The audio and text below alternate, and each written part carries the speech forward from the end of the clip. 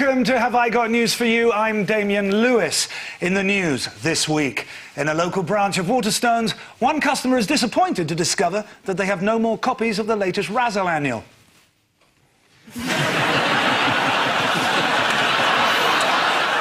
In London, engineers working on the Crossrail tunnel fear that they may have veered a bit too close to the surface.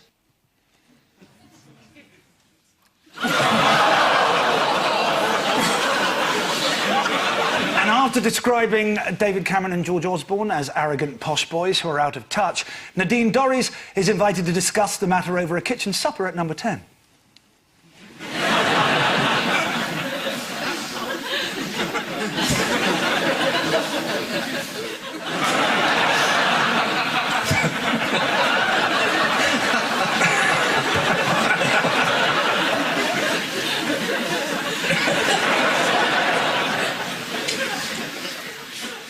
It's still going. With the in tonight is a naturalist and broadcaster who has been seen on Spring Watch, Autumn Watch, and if he lurks around in people's gardens much longer, Crime Watch. Please welcome Chris Packham. Thank you.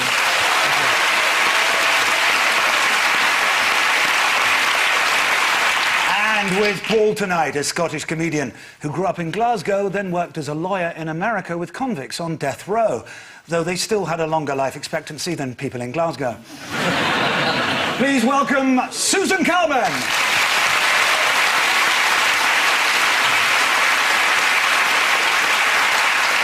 And we start with the biggest stories of the week. Paul and Susan, will you please take a look at this? Oh, yes, this is our friend Jeremy Hunt. He's got into a lot of bother there. This is a rather subtle allusion to the fact that he regarded himself as a cheerleader for the Murdoch Empire. There are some people with puppet heads, James Murdoch, Rupert Murdoch, and there's the kiss from Judas. Yes, I'm a bit embarrassed about this because Jeremy, what's his name, came to see one of my shows in Edinburgh a couple of years ago. Remember, my audience wouldn't deliberately mislead anybody. So I'm quite willing to believe everything he says.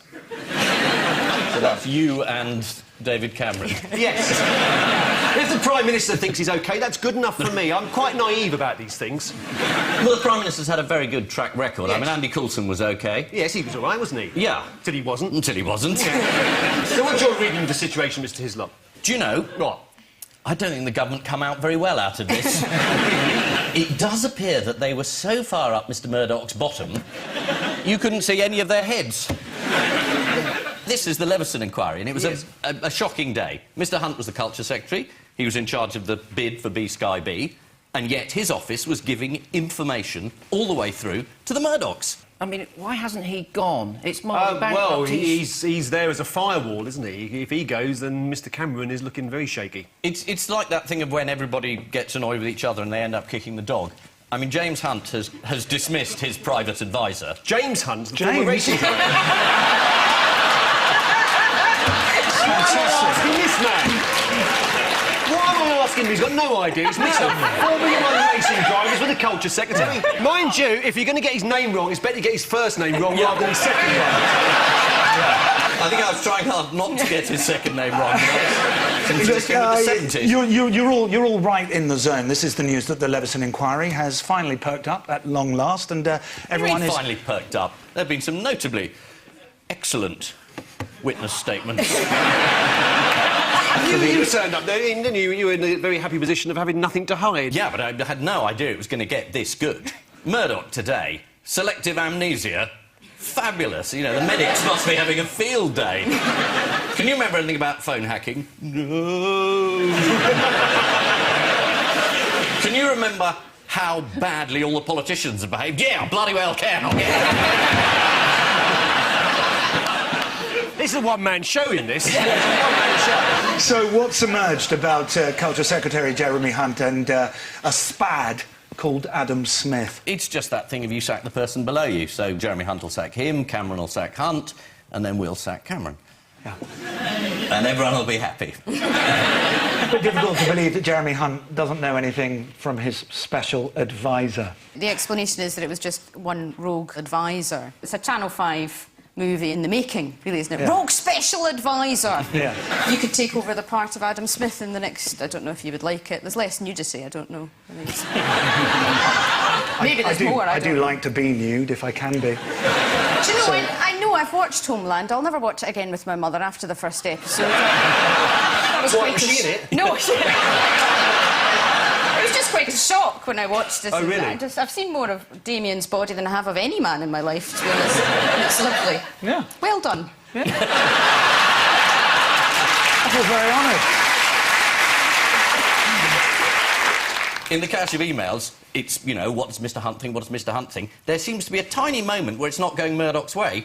So there's another email saying, Rebecca Brooks has rung up the Chancellor, George Osborne. So essentially they've just gone over his head. It is quite shocking in its way. Aren't you shocked? Oh, I'm terribly shocked. You watch Badgers shocked most of the time. I've been watching too many Badgers this week. I've clearly missed something absolutely intriguing on the television. I'm amazed how assiduously you've obviously watched this. It's giving you a great deal of trouble, isn't it? This is what interests me. I mean, you... Of course. You watch the Foxes and say, oh, look, he's going in the hole there, and then you sit there for 3.5 months and say, oh, look, he's coming out again.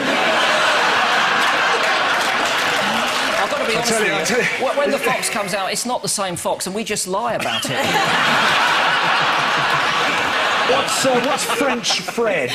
He's the PR man who was working for Murdoch, who is writing half of these emails. That's right. And by way of illustration, here's an email from Frederick Michel to his boss, James Murdoch, sent on November 15th, 2010. Jeremy tried to call you. He has received very strong legal advice not to meet us today, as the current process is treated as a judicial one, and any meeting could be referred to and jeopardise the entire process. My advice would be not to meet him today.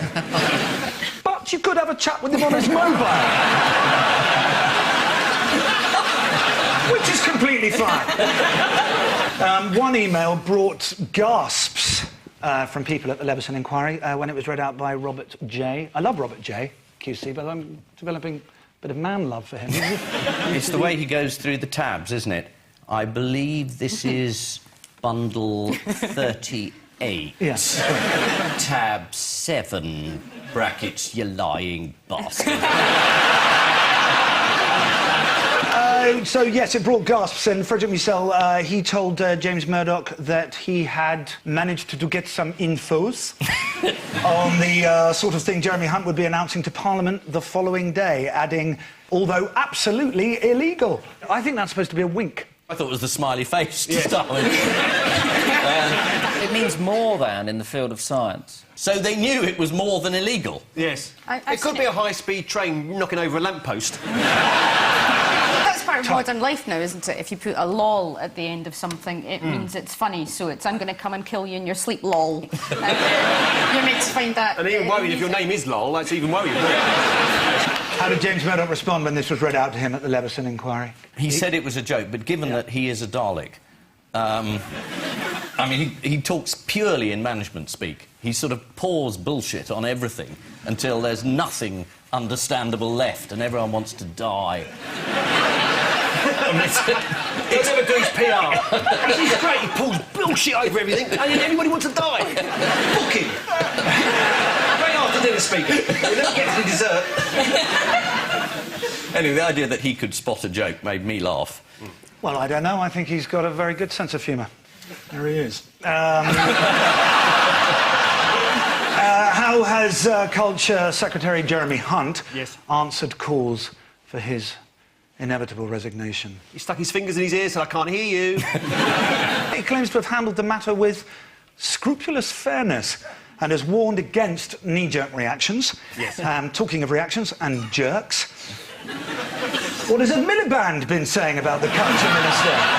Let's have a look. He was providing advice, guidance and privileged access to News Corporation. He was being a back channel for the Murdochs.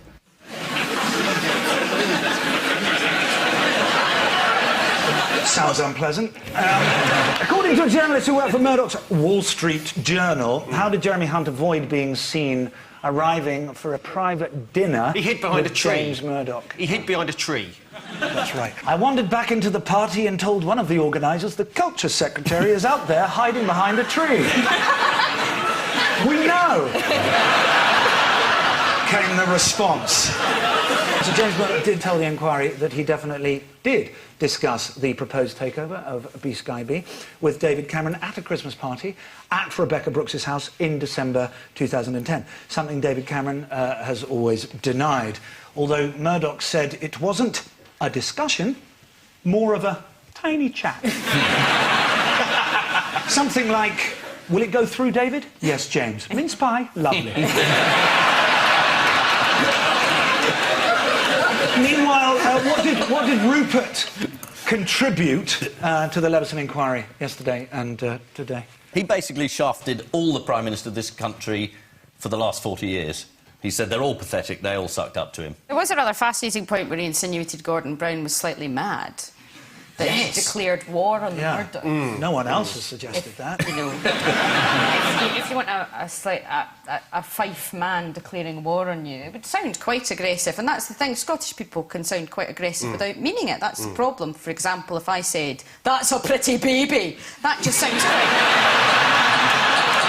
And finally, at long last, who wants to see a lingering shot of former News of the World chief reporter Neville Thurlbeck, he of the infamous Fort Neville emails on Newsnight. I think you should have a look at this. Joining us now, Neville Thurlbeck, the former news editor and chief reporter at the News of the World, who's now the PR manager for Talking to Minds, a PTSD charity. Neville Thurlbeck was arrested over allegations of his involvement in phone hacking and is bailed until next month. Mr. Sinister's in the building. Yeah, this is the appearance of the Murdochs at the Leveson Inquiry, which heaped more pressure on Jeremy Hunt, the Culture Secretary. Or, if you're watching the repeat, the former Culture Secretary. Or, if you're watching on Dave in a year's time, the Executive Director of B-Sky B.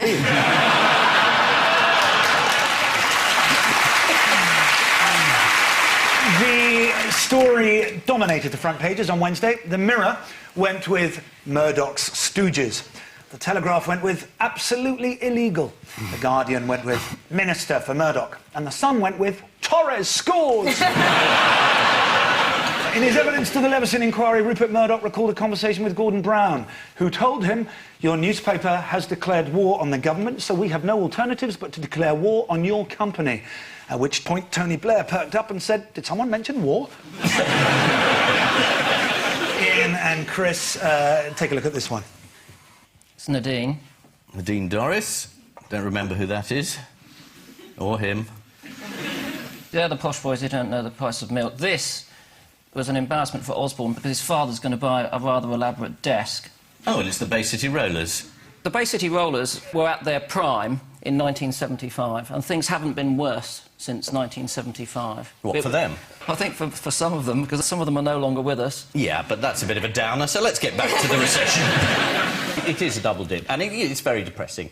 Dutch government's disappeared. Lots of right-wing activity in the French elections. Yeah. Price of the euro's gone down. Instability in the eurozone, not good for our economy. All of that piled on top is got to be a bad news for I can see finance. a wasteland with only foxes left to roam, gnawing at the remains of... The last of the Bay City Rollers.